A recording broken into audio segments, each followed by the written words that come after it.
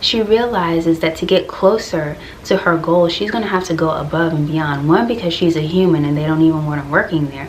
But two, because she has a different goal than the people around her. She can't be working on the same level as those around her who are content and working in the bathhouse. She's trying to escape. So she knows she's going to have to do a little bit more. And that's exactly what she does. Chihiro has grown up enough to think outside of the box, to not just take direct orders. Okay, pick right now. Chihiro says, no, I'm going to take a step back. I'm going to think, and I'm going to give myself more options. Hi everyone, welcome back to my channel. I'm Lauren, and over here we discuss life topics by analyzing characters from popular TV and film. So today we are talking about Chihiro from Studio Ghibli, Spirited Away. And our topic is overcoming the feeling of helplessness and taking back your power. So let's get started. So I'm really late to the Studio Ghibli party. I didn't grow up on those movies, and now that I'm seeing them, I kind of wish that I did, because I know that the films would have been even more magical and whimsical to me back then. But I'm glad I'm here nonetheless. So let's look at Chihiro for a minute. We meet her as this sort of whiny, dissatisfied kid who's just moved into a new town. She's going to have to start out at a new school, and she's not happy about it. She's going to have to embark on this new life, and we can tell that she's not particularly brave. It doesn't seem like she steps out or does things out of the ordinary. Usually we can kind of see that and get that sense when we see her parents venturing into the cave at the very beginning, and Chihiro is super hesitant, holding on to her mother. She's sort of this whiny, scared little kid who is afraid to try new things for whatever reason. She actually reminds me a lot of myself as a kid. I was pretty much the same way, very whiny, not because I was spoiled, but just because I didn't really have an understanding of how to express myself or to express strength. I got picked on a lot, and I would just take it, much like Chihiro does in the movie. We're gonna get into that. But this just kind of air of helpless, whiny little girl who doesn't have a lot of experience or exposure to the outside world. We see her go from this to really ending up as the hero of her own story, and also helping out a number of characters in the movie in addition to herself. So we're going to see how she develops, how she makes this transition, and like I normally do, I give 3 tips to deal with the issue at hand. We're going to look at some of the things that Chihiro did to empower herself and to get her out of that helpless state, and how we can do some of the same things, okay? So number 1 is people will treat you as poorly as you allow them to treat you. So don't allow them to treat you that way. If we look at Chihiro and the interactions of really anyone she dealt with, there was a lot of disrespect happening in all of her relationships, starting with her parents. In my opinion, the way that her parents dismissed her and her requests and her warnings indicate some type of disrespect there. Her dealings with Kumanji at first had a disrespectful tone. We know he ultimately helped her, but I'm sort of talking about the first impressions, the first interactions she had with these people. So her interactions with Kumanji in the beginning were disrespectful. Her dealings with Lin when they first met, with Lin being disrespectful. Her dealings with Yubaba. Well, her dealings with Haku at some point after he helped her in the beginning, but afterwards he kind of flipped. We know why, but he kind of flipped on her and told her, you know, don't refer to me as this, don't talk to me. These kind of very disrespectful interactions that she kept having over and over. And one of the biggest changes we see in Chihiro, and one thing that we can probably assume that she learned from all of this, from her development, is that if she was going to get respect from other people, she was going to have to do more than just be respectful. She was going to have to demand respect from those people as well. It was obvious that they were just not going to treat her well just because. And I love that they established this point early on in the movie, with Haku telling Chihiro that if she was going to survive in this world, she was sort of going to have to demand things.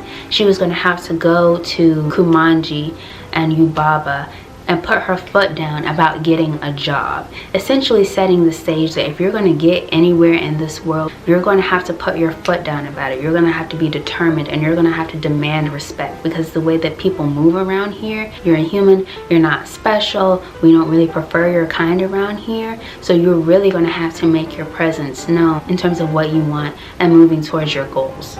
We see how persistent she is in asking Kumanji and Yubaba for those jobs. She doesn't stop until she gets what she wants. When they ignore her and act like she isn't there and they disrespect her, she keeps going. She either keeps saying it, or she starts taking actions, taking the next steps to getting what she wants in their presence where they can see it. And this is sort of what turns their heads, so to speak, and say, what is this little girl doing? What is this human doing?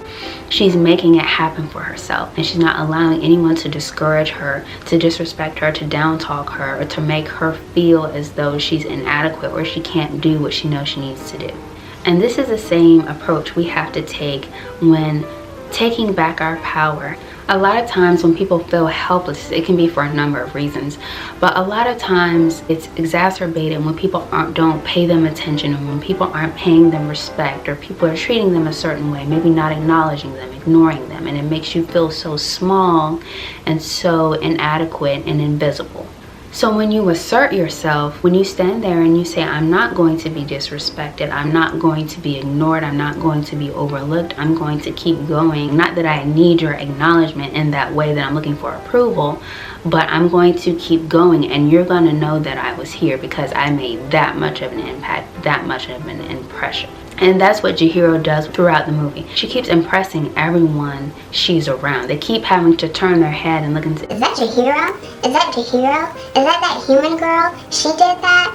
She kept making her presence known, even though she started off as a person that they were completely ignoring. You knew Chihiro was there, and by the end of the movie, they were giving her a warm send-off, pretty much chanting for her, because she had made herself known in that way. She wasn't going to take any disrespect, and she was going to do what she was there for. And we saw that confidence and that strength develop within her, and it was ultimately what gave her the strength to escape and to do even more than that, save Haku in the very end of the movie.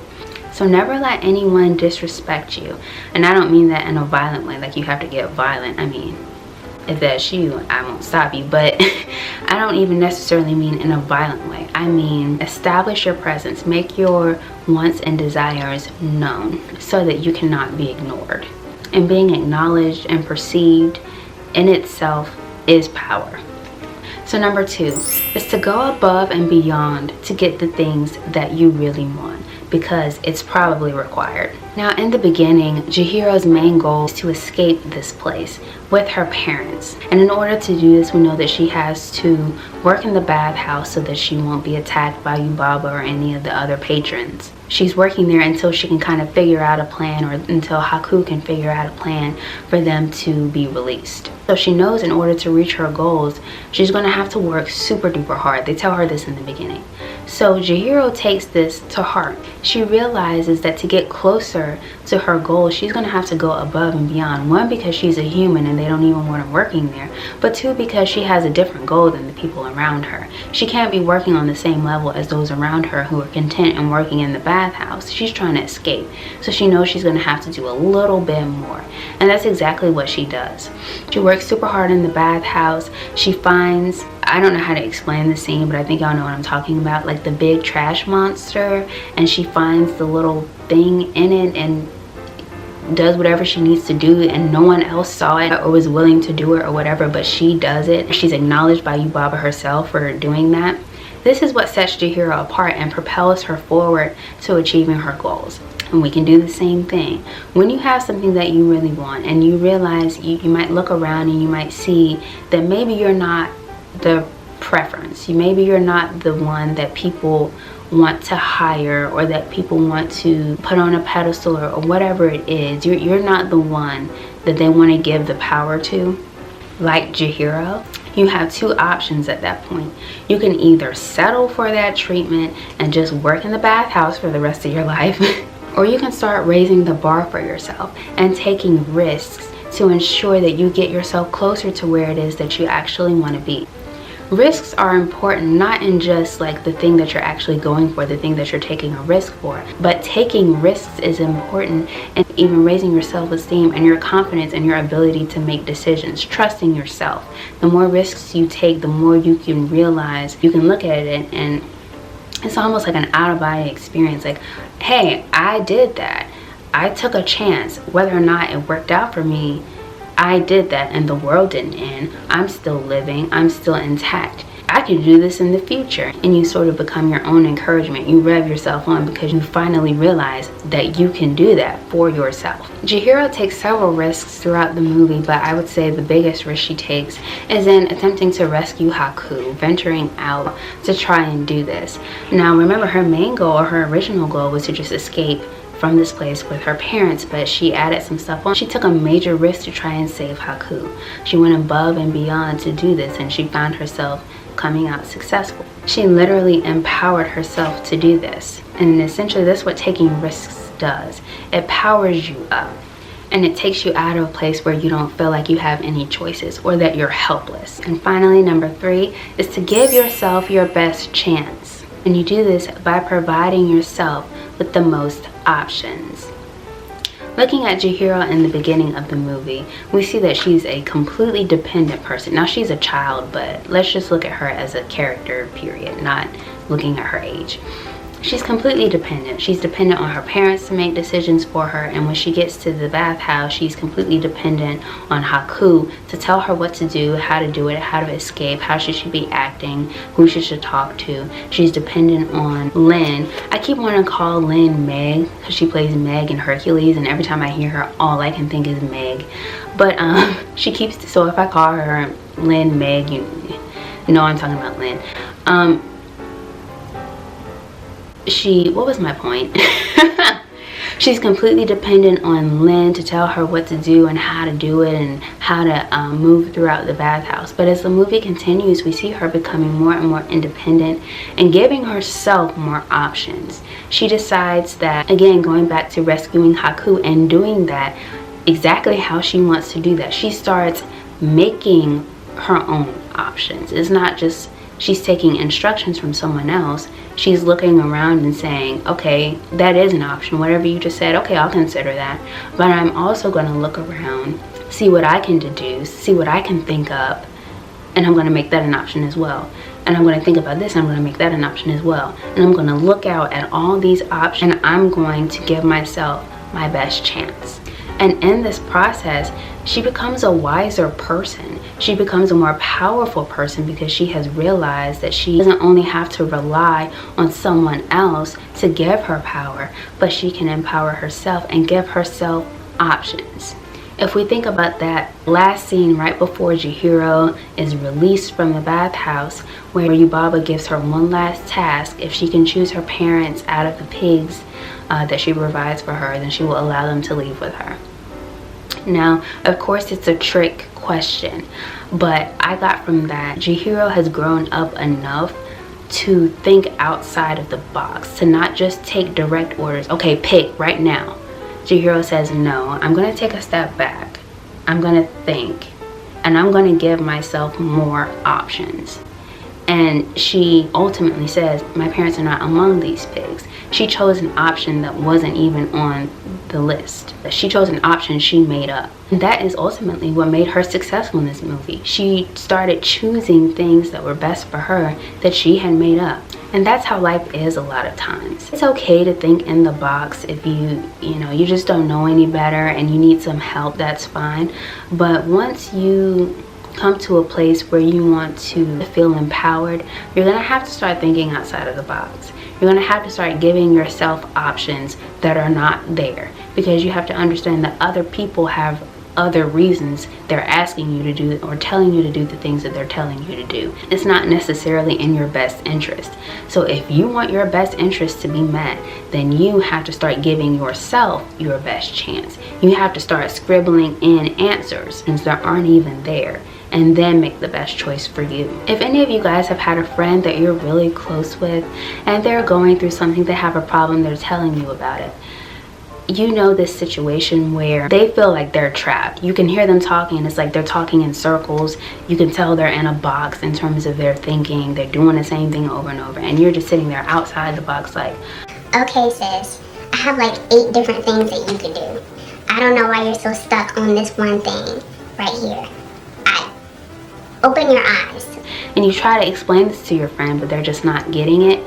Well, you need to become this friend for yourself, because so many times we find ourselves in these sort of mental prisons, mental boxes we put ourselves in or other people put us in, and we just think that way. We don't look to the left or to the right, we just think that way. Pretend to be that friend for yourself, that friend that says, there are all these different things that you could be doing. Why are you so stuck? And this really frees our mind and allows us to become more powerful individuals that are not dependent and helpless in our dealings. Okay, so I hope you guys enjoyed this video, that you can take something from it. Don't forget to like, share, subscribe, to do all of the things, and I will see you guys in the next one.